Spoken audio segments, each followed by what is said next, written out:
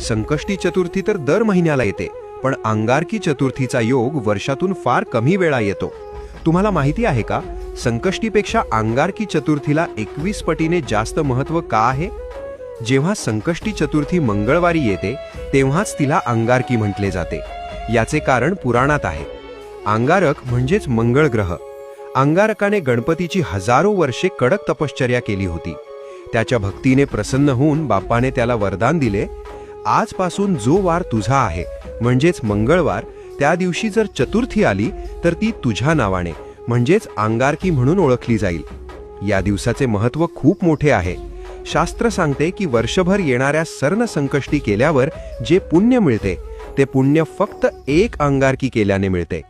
ज्यांच्या पत्रिकेत मंगळ दोष आहे किंवा ज्यांना कर्जातून मुक्ती हवी आहे त्यांच्यासाठी हा दिवस सुवर्ण संधी असतो.